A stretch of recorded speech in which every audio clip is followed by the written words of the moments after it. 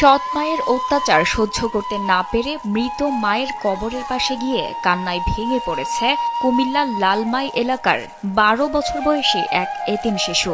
হৃদয় বিদারক এই দৃশ্য সামাজিক যোগাযোগ মাধ্যমে ছড়িয়ে পড়লে তীব্র আলোচনা ও সমালোচনার ঝড় ওঠে।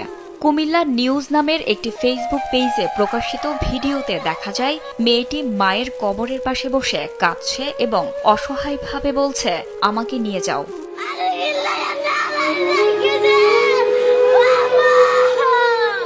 ভিডিওটি দ্রুত ভাইরাল হয়ে ছড়িয়ে পড়ে হাজারো মানুষের কাছে।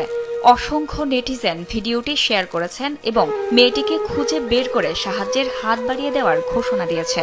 মেয়েটির এই নিঃসঙ্গ কান্না শুধু একটি শিশুর বেদনার গল্প নয়, এটি সমাজের একটি নিষ্ঠুর বাস্তবতার প্রতিচ্ছবি। মা হারানো শিশুরা নিজের ঘরেই আশ্রয়হীন হয়ে পড়ে তারই এক নিষ্ঠুর প্রমাণ এই ভিডিও।